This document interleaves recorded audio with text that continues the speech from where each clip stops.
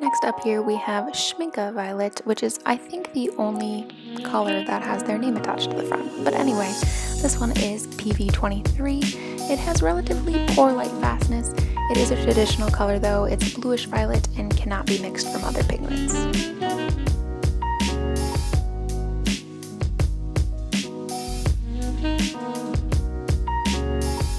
Next up we have Cobalt Violet Hue. This one is also granulating and is made of PV62. This is a soft blue violet. It's strongly granulating and more bluish than Schmincke Violet.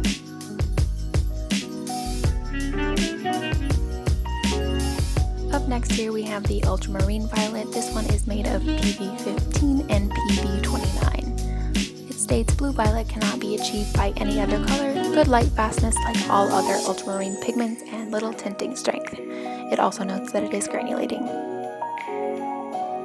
Delft Blue, otherwise known as Indanthrone Blue, is up next here. It is PB60 and it's a strong blue with high tinting strength. It's modern, light fast, and organic, and it's a warm, deep blue with strong depth effect. I'm just going to say it, I'm a huge fan of the blue territory we're getting into, so you can be ready for me to gush over them. Next, we're going to go ahead and take a look at Schmincke's Indigo. This one is made of PB15:1 and PB66. Like most other indigos, it has pretty poor light fastness. I think it's really cool that Schmincke is using the original indigo, the PB66 there. It makes it really interesting to me to learn more about the colors and where they come from. Alright, the last color in this row here is dark blue, or number 498. This one is also PV60 and Indanthrone Blue. This one has less light fastness and is less opaque than the Delft Blue or the number 482. They do say it's light fast, semi-warmer alternative to indigo, and it's a modern organic pigment. I don't know about you guys, but when I look at this next color, I think Schmincke. It is the Phthalo Sapphire Blue. This one is PB15:6. It is the warmest thiocyanate blue, more reddish than the replaced helio blue reddish, now just a one pigment color. Next up we have Cobalt Blue Deep. This one is beautiful. It's PB74. It's very light, fast, deep, more reddish than Cobalt Blue Light, and it is granulating. The tone and chemistry are very similar to Schmaltz Blue of the late Middle Ages. It's often used to paint sky and horizon. Alright, I have a good amount to talk about with these next three colors. We are moving into the ultramarines. First up here we have French Ultramarine. This one is the traditional PB29. It is a reddish granulating ultramarine blue.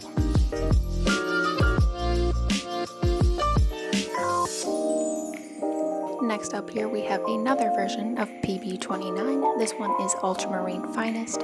This one is very similar to its predecessor, but it has less granulation as its particles are ground to a finer consistency, which makes for a more even spread across the paper.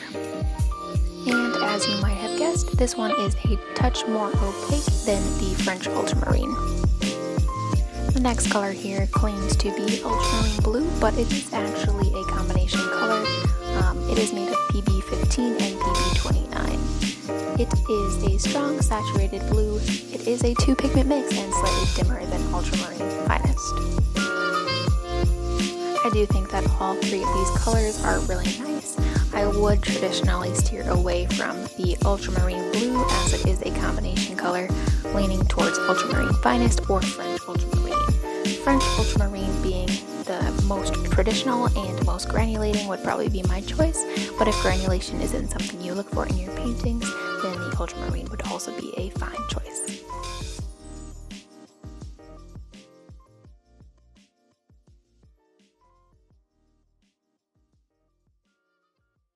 The last color in this row here is Cobalt Blue Light. It is made of PB28. It is a clear blue and best suited for landscape blue sky painting.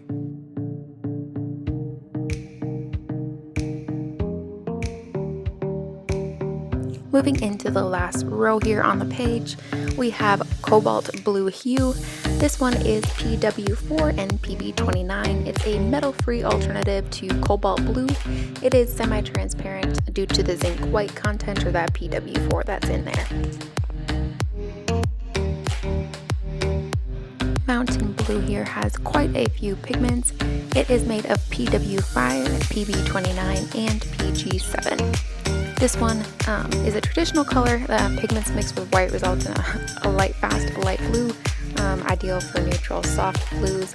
I would definitely prefer a couple other colors that are not mixed before I chose Mountain Blue, but it is a really nice color overall. I think the camera was a little bit shaky for this next one here, but we do have Cobalt Azure. This one is PB35, and this one is granulating. It's a soft greenish light blue, sky blue for landscape painting, strongly granulating. It is overall pretty similar to PB36 Cobalt Blue by Daniel Smith. Next up here we have PB27 in Prussian Blue. This one is a traditional color with highlight fastness.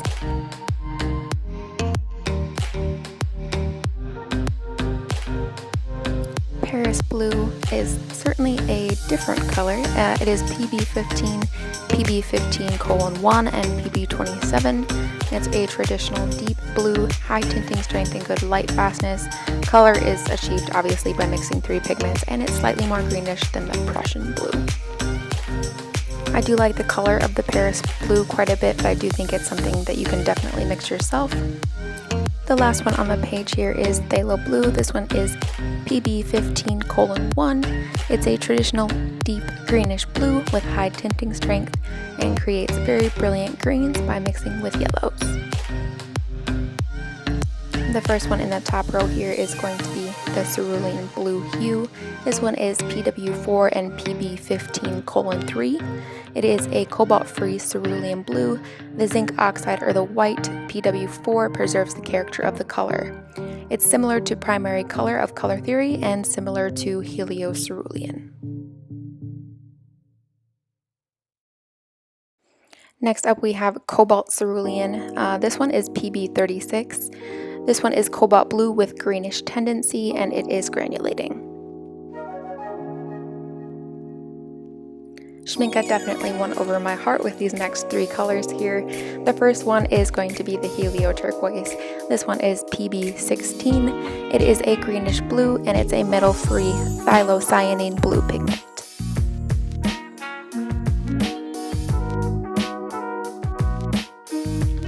The next 2 colors here are the Cobalt Turquoise and the Cobalt Green Turquoise, and they are just beautiful.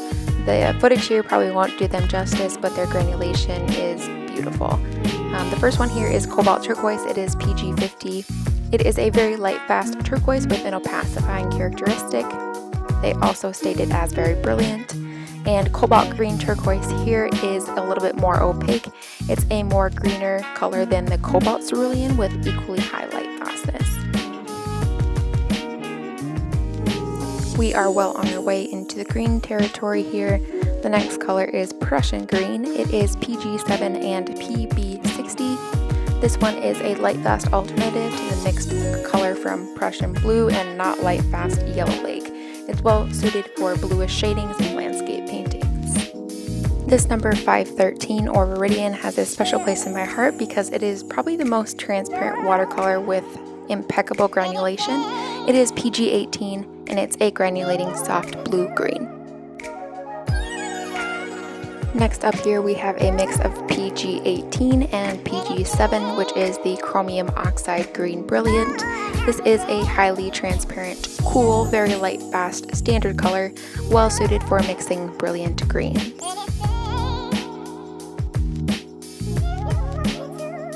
Next up we have the traditional PG7 as our Phthalo Green.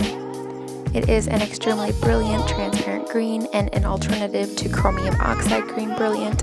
It's well suited for mixtures with yellows and reds and recommended for landscape painting. PG36 is functioning traditionally as a helio green here. It is a transparent brilliant green and obviously warmer than the Phthalo Green.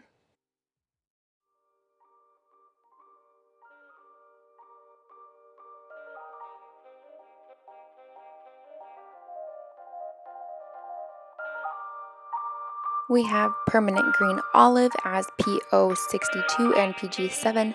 It is a benzimidazolone light fast alternative to olive green and a mixture of 2 light fast pigments.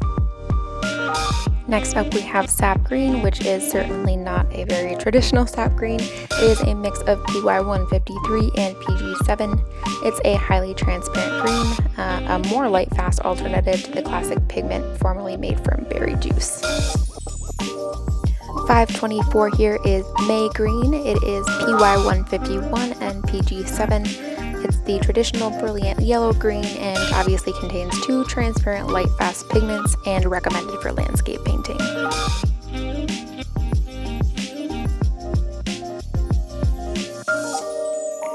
We're now moving into a few granulating greens here, the first one being Cobalt Green Pure as PG19. This pigment is a spinel combination of cobalt, aluminum, titanium, nickel, zinc oxide, and has excellent light fastness. Next up we have a deeper cobalt green as PG26. It is the Cobalt Green Dark. It is a darker, deep, opaque cobalt green and very light fast.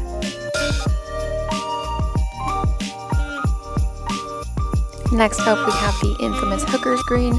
This one is PB15:3, PG7, and PY42. This one is a light fast alternative to the mixture of gamboge gum, Prussian blue, and partly indigo. Moving into the last kind of green row here, we have Olive Green. This one is PB15 and PG8. It has pretty poor light fastness and is a neutral olive green with excellent mixing properties. It's important for basic green for nuances in landscape painting. PG17 functions as the chromium oxide green. It is an opaque green with very high tinting strength and recommended for landscape painting. Next up here we have a little bit more of a traditional looking olive green. It is the olive green yellowish and it is made of PO62 and PG36. It's a traditional green, contains 2 light fast pigments recommended for landscape painting as well. Green Earth, or number 516, is made of PBR7 and PG7. This one is a very interesting color that contains pure natural earth. It's not very colorful, but perfect for transparency and recommended for toning down flesh tints in portrait and nude paintings. That's really interesting that they throw that little bit of information in there at you. I was really excited to try out this particular version of green gold, and it is transparent green gold. It is PY154 and PBR7, so it does contain that earth pigment that we saw in the previous color. It is a transparent, very yellowish light green. This last one here in the row is Rutile Yellow. It is PY53 and it's a semi-opaque light yellow. I always wonder what the difference is between these yellows and the ones that are on the first page. Like, what is the cutoff between the very vibrant yellows and the earth toned yellows? Does anybody know that answer? Let me know in the comments.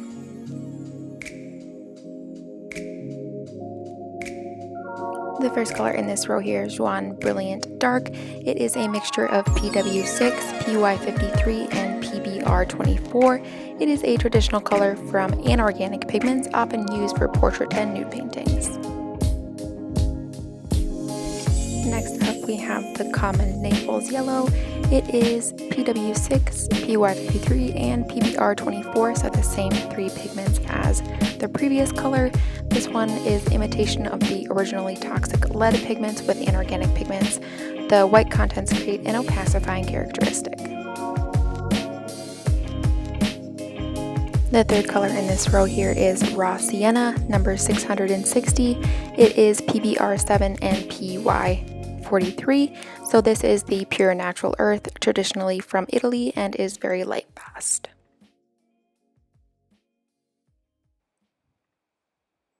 This one here is Yellow Raw Ochre. It is PY42 and PY43. It actually combines a hydrated iron oxide along with that earth pigment. It is a light transparent color with very good light fastness and is recommended for landscape painting.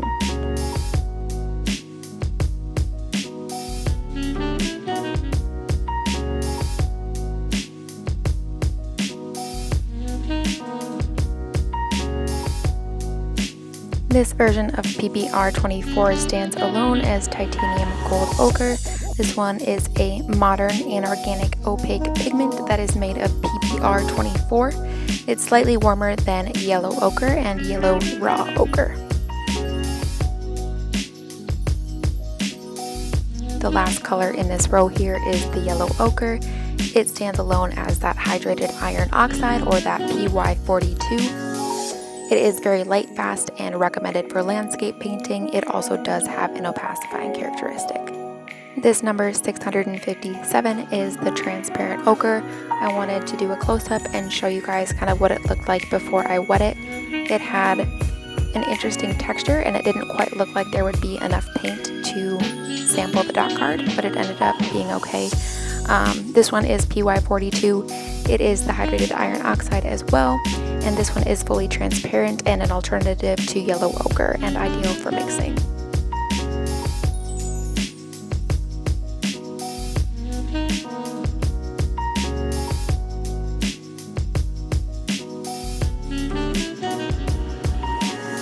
Up next we have raw umber, so a mixture of the PBR7 and PY43. This is the imitation of the former earth pigment with natural earth.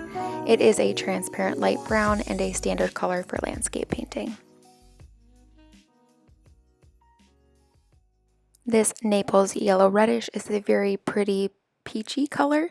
It has PW6, PW4, and then PR242 and PY42. This is a traditional color, opacity affected by white content. Like I said, it's mixed from 4 pigments to achieve the traditional reddish yellow.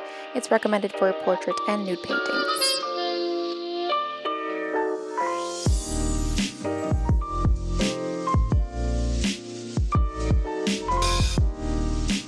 This number 650 is the spinel brown. It's the iron zinc spinel, PY 119. It's an opaque, warm toffee brown.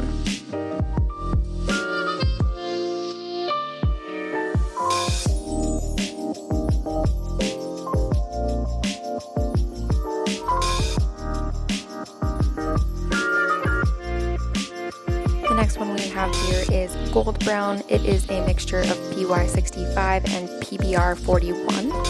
It is a warm reddish yellow brown from 2 modern organic pigments.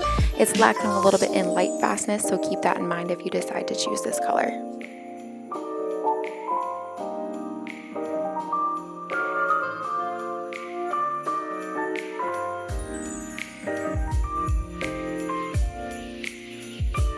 This iron oxide color here is PR101 and it is transparent sienna. It's a warm brown and a transparent alternative to burnt sienna that's ideal for mixing. I really do enjoy the transparent ochre and the transparent sienna. I think if you're more of a purist watercolorist, you will definitely enjoy those colors as neutral pigments.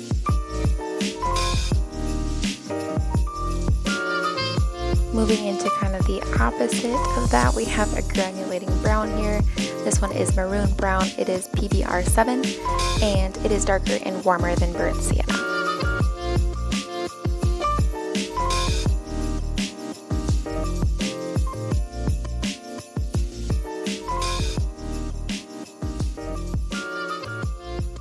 Moving deeper into our natural colors here, we have our burnt sienna.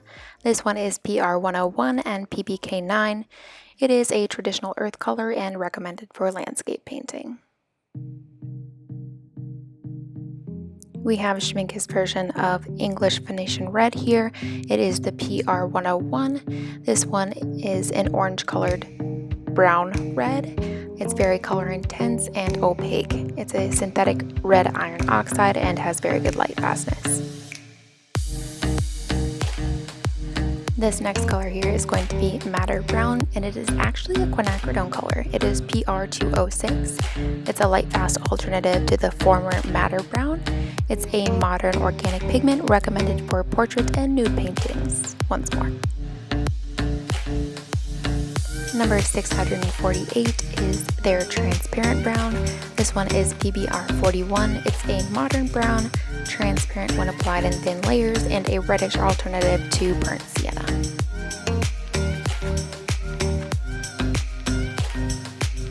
I really enjoy the last color in this row here. This one is Mahogany Brown. This one is Granulating and is made of PBR33, and it basically just states it is a strongly granulating red dark brown.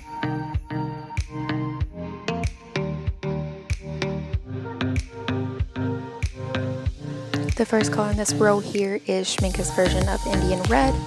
It is Violet Deep Red Brown. It is made of PR101 and PR206. Synthetic pigments create high tinting strength and opacity, recommended for landscape painting and portraits alike.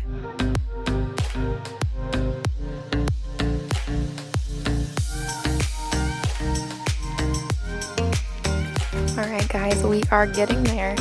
This one is PBR6, it is Mars Brown, and it is a granulating color, and basically all it says is that it's a granulating warm dark brown. This one is really pretty. As it dried, I saw that there was some separation of pigment, and it looked really beautiful. This number 671 is PR101, and it is Transparent Umber. It is a warm brown and a transparent alternative to burnt umber.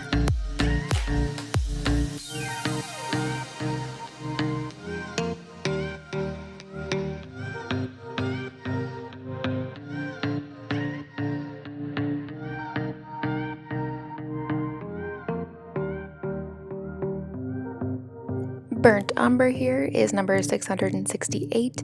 It is PBR7 and it is a warm brown, contains only pure burnt natural earth. Basic color for landscape painting.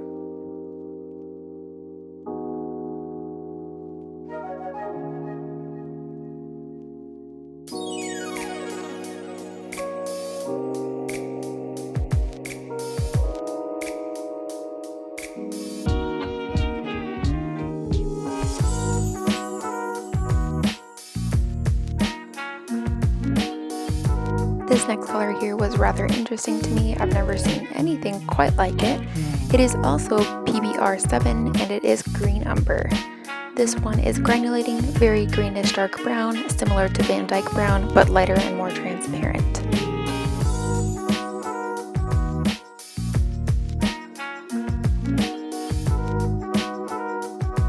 The last brown in the row here is Van Dyke brown. It is PY150, PBR7, and PBK7. It is a modern greenish alternative to sepia.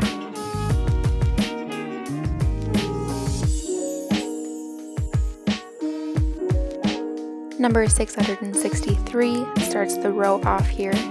Sepia brown is made of PB15:1, PBR7, and PBK9. It was originally gained from the cuttlefish, at that time not light fast or storable. It was obviously replaced by light fast pigment mixtures, often used for the first layer.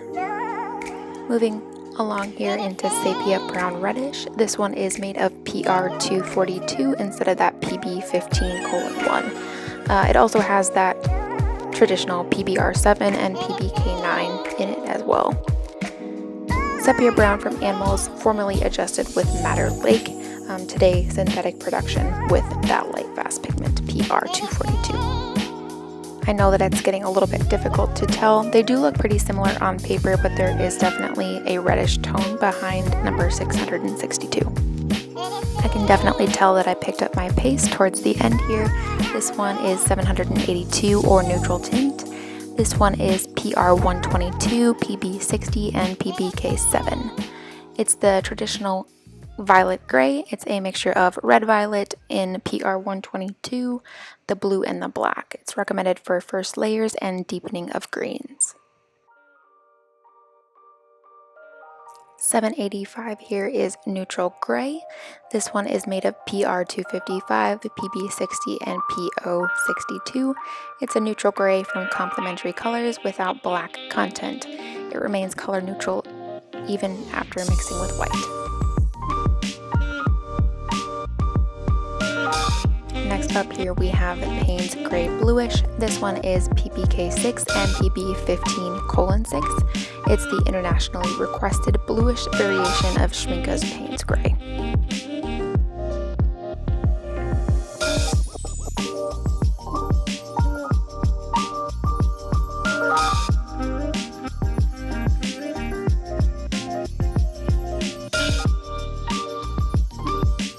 784 here is Cerulean Green.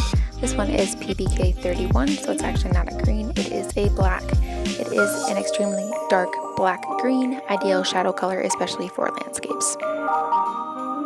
We have the infamous Schmincke Paints Gray. I lied, that Schmincke Violet. There's another one with Schmincke on the front. There's probably also a couple that I didn't mention. Anyway, this one is PR101, PB29, and PBK7. It's the traditional Schmincke Natural Gray, mixture of red, blue, and black. Slightly cooler than neutral tint.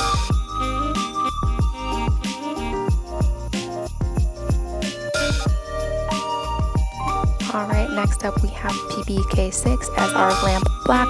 This one is a grayish black consisting of pure carbon, recommended for first layers.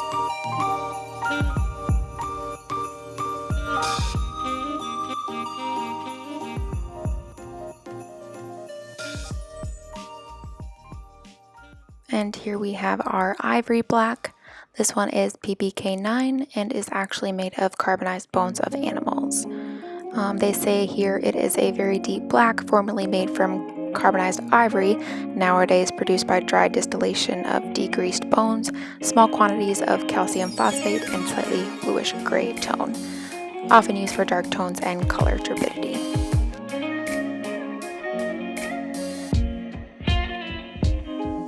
Okay, we have the 789 or hematite black. This one is a granulating black. It is made of PG17, so it's not really granulating at all. It's a green. It's a granulating warm soft black.